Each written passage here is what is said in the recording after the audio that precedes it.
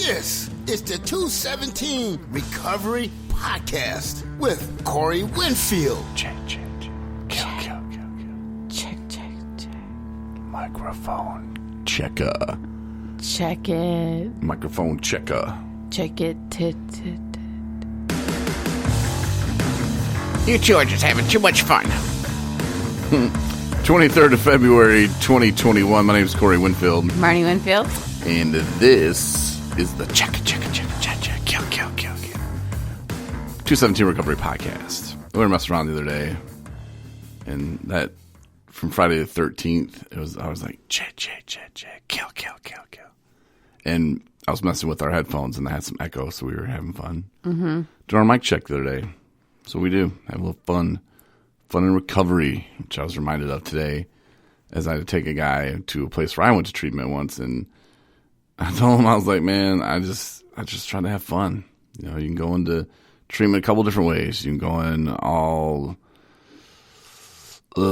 sick.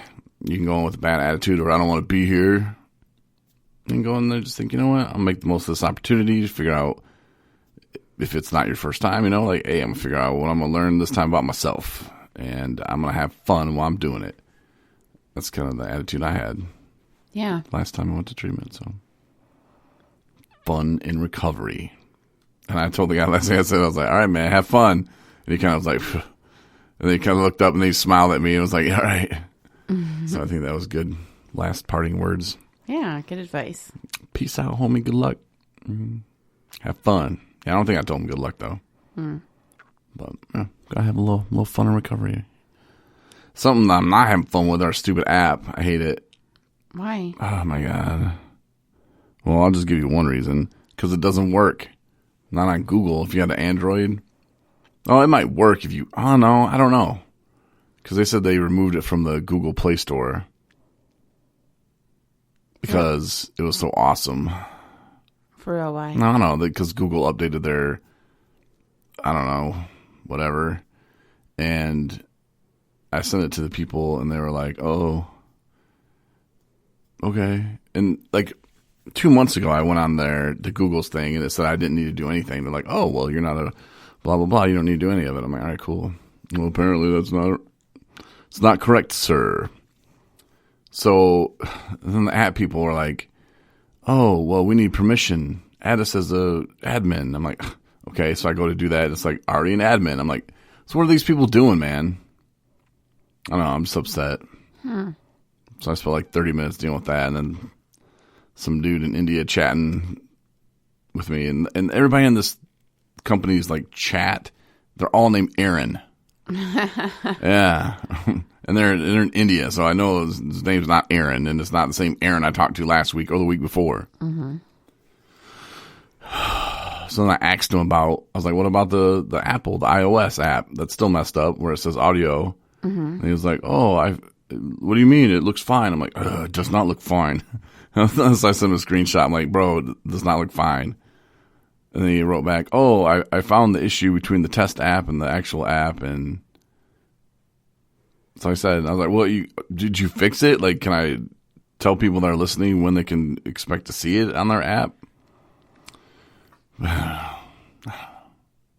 they said I had to email support, but of course support's not working right now for the Play Store thing problem. So I don't know, just not how I want to end my day. Yeah, but it'll get fixed. I don't know. I'm not renewing with them. And I found this really cool app the other day too. I sent you a video of one of the things on there. Oh, let me try to think of their name. It was like Mad Addict or Most High. I think it was Most High? I don't know. It's really weird because I saw it. I was like, whoa, like, why would you put that if you're in recovery, like if you're doing a recovery thing? But their app was really cool, and it looks like they're a church.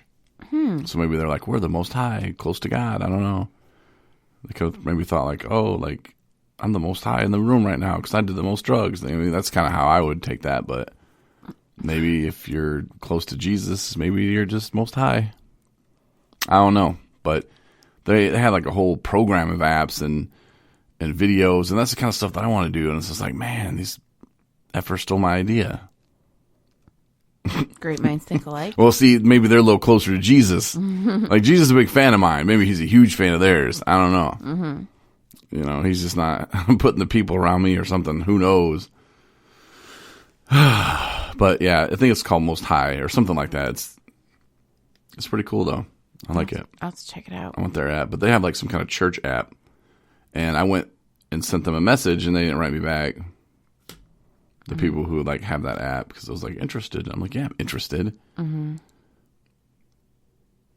But yeah, I guess they weren't interested.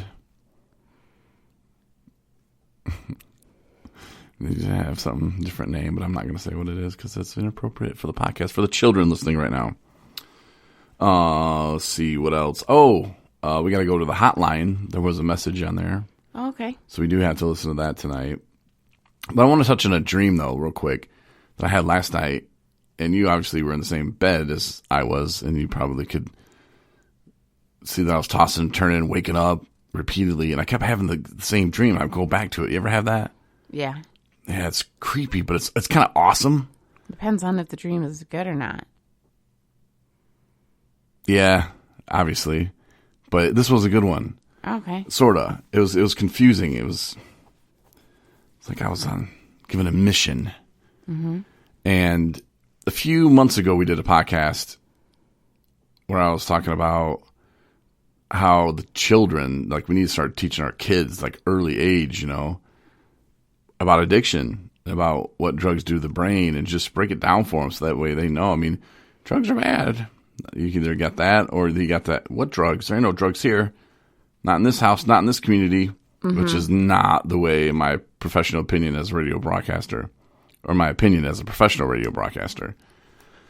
I don't know. I'd rather tell my kids the truth about alcohol, about tobacco, about everything. Some of the truth, you know, because it does exist. And hopefully they can make better choices than I made. Hopefully you and I both had to go through enough hard times that our kids don't have to. Right. You know, like, geez, I'll do that any day, you know, for my unborn kids. But I think we should teach them. And then I started thinking about, you know, we should have teachers teach us. And I'm like, well, teachers can't teach it because teachers don't know. I mean, some teachers probably do know. But unless you're like really in recovery and went through it, you know, I think we're the people who need to teach those classes. And that's kind of what my dream was about. Like, the first part of the dream, I was going to this school to talk to, I don't know if it was the superintendent or what it was, but like there was like media there and like it was a big deal. I don't know. I think it's like some of the parents were like, they can't teach our children about drugs. And I was like, Jesus, I'm just trying to like let you people know the drugs are out there, and you know, we need to be smart about this and educate our children. And then I woke up and I was like, oh, damn it. And I went back to the dream, and I was more of like a counselor at a school. And that was kind of interesting too, because it was like two parts of the dream. Like, one, I was in there trying to teach a class or something. And the other one, I was like, hey, I'm just here down the hall.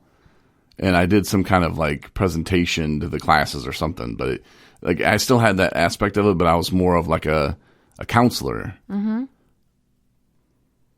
But that would be pretty sweet. And that's, I don't know. I mean, that would be pretty cool to have. What age do you think would be 4. appropriate for? I mean, for like a curriculum to be presented to. I don't know. Well, and I was thinking about quote unquote children. Oh, elementary. Thinking about that today too. Middle school. I think you work them up Middle to school. it, but there's somebody listening going, "Yeah, I can imagine the kid coming home." So I don't even know old. though. Dad, you're drinking a beer. Like, I don't even know when I would have first been taught about middle school. Probably is when. Oh wait, no, maybe it was 7th grade. elementary. People were drinking. I knew. Yeah. Well, I mean, who knows these days? But I'm just saying, in terms of like, because I do specifically remember that the dare to keep it. We looked that up one time what that stands for, but it's what do they? You know, when you went to the auditorium and you know they had the whole shebang about drug awareness. Yeah. But I'm pretty sure that was elementary school. Yeah, probably. That was Reagan stuff, and I don't like Reagan. What does that mean? Ronald Reagan, his war on drugs. It's just the dumbest thing I've ever heard. And people went along with it. Yeah, let's get them. Well, stupid. The idea is good. I mean, not really. The thought was there. Not really. Not much of it. Okay. Hey, let's punish the poor people who are doing drugs. Okay, you're reading into it way too much. I'm just saying drug awareness. Yes. Back to the real point of this conversation. So, I started thinking on the way home when I was driving today. Like, we teach kids about sex. You know, there's sex education. Mm-hmm. You know, I think that started in 6th grade. And we're going to teach them about sex, which just makes babies. And I don't mean it like just makes babies, but like we can figure sex out without having to go through the class. All I took out of it was don't have anal and wear a condom. Okay, cool, gotcha. But if we're teaching them about that, shouldn't we teach them about drugs? Things that are going to, set them back in life and let them have a real miserable life. Instead, they're like, if you have a baby, you're going to have a miserable life. I don't think it's not taught, though. I'm sure, I would be interested to know what, like, our local school district, like, if you asked them, how are you handling education of, drug awareness? Is it within your health class? Like, what's the curriculum? I don't know. I mean, I'm sure they have something. You should look. Maybe that's what your dream meant. Maybe you're supposed to look into that. That's exactly what it meant. Okay. And I don't know how far I need to take this. I don't know, but I think you're onto something. It's up to me. Jesus told me that it was on me and you. Now he said whoever I share it with. So sorry, it's on you too. Thanks for listening. It's up if you guys have any input on this, let us know. Marnie. Mm-hmm. Yeah. And I mean, it's been so long since I've been to school. I don't know. Maybe they are teaching something. But like you said, maybe there's something already in place, but it's not good enough. Mm-hmm. I just want my kid to have, and of course, our kid will be. I'm never drinking. But Dad said I can have babies. That's cool. If it's a boy. Sure, son. We got to outbreed them. Let's go. It's all up to you now, sonny boy. All right. So I just had to say that real quick because I felt like I had to. Mm-hmm. So you ready to get into the hotline? Sure. So last time, I don't remember, we got some guy calling, and we'll see. Dial into the hotline now. And normally we're going to do this on Sundays. We'll check the hotline number and see if we have messages, but we forgot to the other day, and we're like in the middle of the podcast. And so I was like, meh. We'll see if there's anything there. So there is. So let's go to the hotline and see who we can help tonight. Hey, this is Butch. Same calling dude. back in. I'm looking for Corey Winfield. I believe he's the director of 217 Recovery. Well, Show everybody's been trying to tell me to tune into and all that stuff. Yep. And hopefully we can just, catch up on the phone, or I don't know how it works, but we'll should probably get together, or, at least have a conversation. But, I don't know. I mean, I'm just getting crickets from my family right now, and, I can see that they're reading my texts on text and on Facebook Messenger, not even responding to me, total disrespect to me. I work hard. I go to work every day. Multiple hours a day. I save people's lives, fixing brakes and doing what I'm supposed to do for, the cause. And, I'm getting shafted by my own kin, they're reading my messages and not even responding. And I don't get it. I don't know why, but, I'm not that bad. I am not that bad. I know I was listening to that podcast the other night. Yeah, that guy, Jonah, or whatever his name was, or whoever he was on your show. And I'm not bad. Like, I don't go to jail for stealing pop cans. I mean, come on, man. Get your life together. I'm not even that bad yet. And, I'm sitting here and my family's not even talking to me, and I don't understand it. I haven't reached that, level of whatever you want to call this. But, in all reality, I want to talk to you and everything, but I don't need you minimizing my life and cutting me off, not talking to me or listening to me. I mean, you could kind of use an upgrade as far as your skills go for interviewing. And that's between you and I, man. We're cool, but just reach back out to me, man. This is Butch, 313-99. End of new message. Oh, No more unheard messages. damn. He was just about to give his phone number, too. Well, Butch. Marnie, do you want to dive into this? I was taking some notes. First, So this is the same guy that called last time? yeah. Okay. Yeah. And I doubt we're going to ever get together and have chat. I mean, I'm just saying, I'm a busy guy, Butch, but we do appreciate you calling in the hotline. The no response, though, from family, I don't know if I ever got that. The cold shoulder. I'm pretty sure I had it. My friend Ed pretty much did that to me. He was just tired. I mean, he probably just, I don't know. But I don't think family members just read my text. I don't know. It depends what I sent them to. I mean, I don't really know, I guess, because I was probably drinking at the time. I think lots of times family or friends, like in my experiences, they just don't know how to handle you anymore. I was so unpredictable, I guess, and imbalanced that I would get responses, but it would be like, you need to get help. I'm not going to entertain, Yeah. And I would pick fights a lot too. So, I mean, we don't know exactly what it was that was he reaching out? I don't know. I'm sure he didn't write, hey, help me get to rehab, and then they just weren't helping him. But you're right. He was probably firing off some, it's your fault or whatever. Well, and obviously he's sounding like he feels judged by the world. And lots of times that's just, it's yourself recognizing that you have a problem, but you're just really not in a spot to be able to kind of break down and just admit it. And so your first defense is to lash out and be like, I don't have a problem. I'm not this bad. I'm still standing on my own 2 feet most of the time. Well, and there's always somebody worse out there. That doesn't mean that what you're doing to yourself is healthy. No, he said, from what he said, he admits he's bad because he says, I'm not that bad. Right. So, okay, so let's start at the beginning of that. But he also says he's bad. Chopped down. He was also saying that he's being, that his family tells him that he's bad. Well, they see stuff that he doesn't, which you and I, we were in that same boat.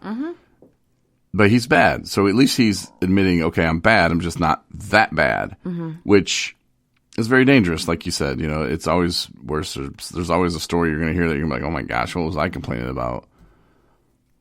But when he started comparing himself to Jonah, who wrote the book, whatever, Detox Hotel, and he said, that he stole or got arrested for stealing Faygo bottles or pop cans or something out of somebody's garage, and he went to jail for that.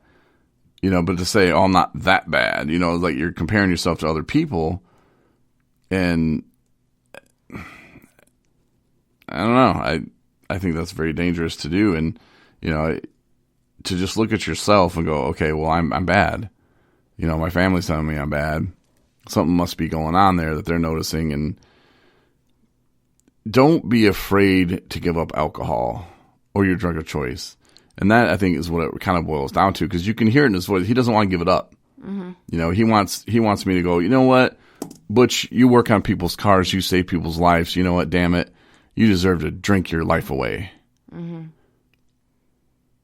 But we just get so defensive of that bottle or that drug, and we defend it. It's not my fault. I do good things. Can you imagine the good he could do sober? Right. I mean, alcohol, for me, it held me back so much. Just I was tired, I was hungover, always needing more. And it didn't help me do anything. Except make an ass out of myself from time to time. The mental chase was exhausting.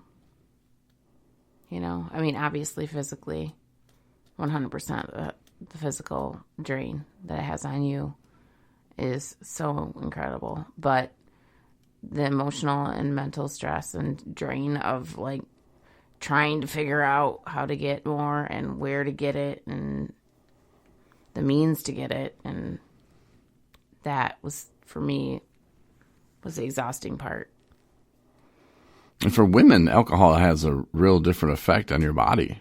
Yeah. I mean, obviously we get drunk, but I mean, just the stuff that starts tearing apart first. And it's just crazy because we watched that documentary and the doctors and everybody were going through it and just like, this is what it does. And, you know, it affects women so much more rapidly. And it's not just because you're smaller figures, but just you don't have a penis. Pretty much this is what it kind of boils down to. It's just, for whatever reason, the genetic makeup of females it's more, what's the word I'm looking for? Destructive? I don't know. Yeah, that, but susceptible to being, broken down. And the name of that on Amazon was that My Name Was Betty or Bet. My name was Bette, and I'm pretty sure I think it was Betty. Yeah, My Name Was Betty. Just start typing that in, and I recommend you watch that if you haven't seen it. Yeah, it's really disturbing. And how the kids treated their mom was disturbing. Mm-hmm. Well, it was her house. We haven't been in there for 15 years. Yeah. Rats running around. Stopped taking her trash out for years. Mm-hmm. I'm sorry. That was my mom, and I've said it before. I'm going in. Yeah. They're probably just sitting out in their car, playing on their phones, whatever. And these are grown-ass men and women, like they're like 40s and 50s. Like, who lets their mom just die that way? I know. And filth. It's a sad movie. It really is. But, yeah, show that to your kids, what age would you show that to your kid? 10? Probably 12, I don't know, teens. Yeah, just like, there you go.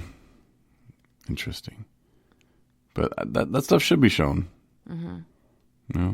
And I've also said, too, don't leave it up to the schools to teach your children. Some will go, yeah, Corey, I'm working 48 hours this week, and I'm a single parent. How the F am I supposed to do that, So I get it, but I'm just saying, like, if you leave it up to someone else to teach your children, you're putting a lot of faith in other people's hands. Mm-hmm. And you're a smart person. You can probably figure out how to get your child to sit down for a few minutes and watch that. But unless you vote for me for governor. But I think that all of us that have been through what we've been through, it seems to me like if you really think about it, even myself, I would never wish this disease upon anyone. It's absolutely awful. And the fact that it is a disease also needs to be addressed as well. There's a lot to know about. It's crazy because we lived it. We don't recognize it, how much there is to know about it and realize, and have awareness about it. But, yeah, like no one would ever want their children to have to experience that. And part of that is just education. Mm-hmm. So. Education.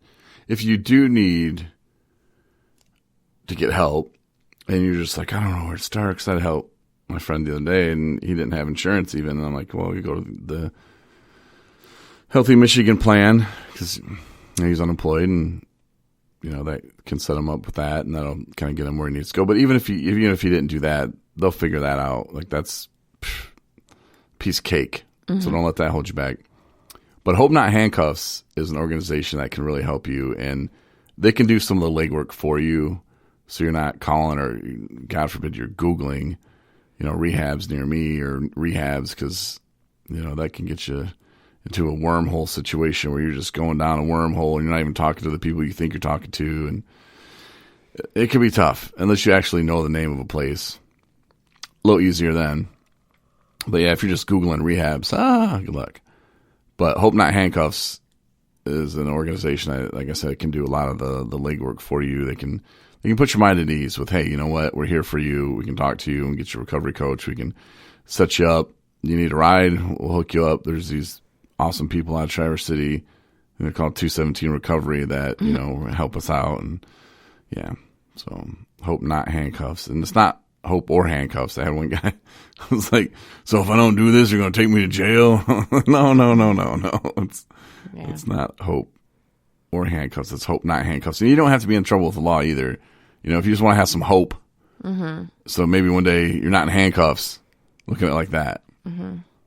Or, handcuffed, like basically being a prisoner to your addiction. Mm-hmm.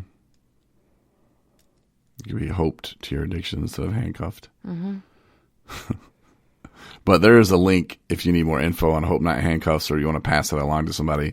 There's a link to them on our website at 217recovery.com.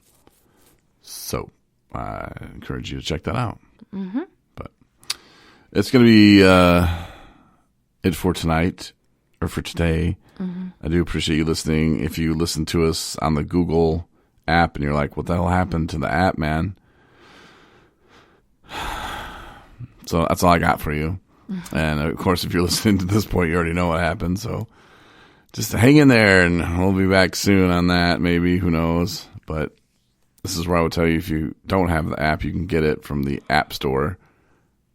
For Android, not so much, but for, your iPhone, or just keep listening on Spreaker or iHeartRadio or Pandora or Apple Podcasts or Google Podcasts, however you listen, just subscribe, like us, and give us a review.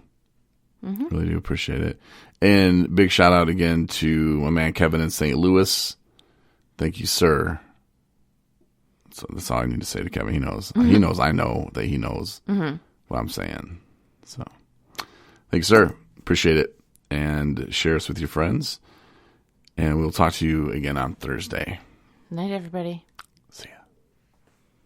Oh, and stay sober.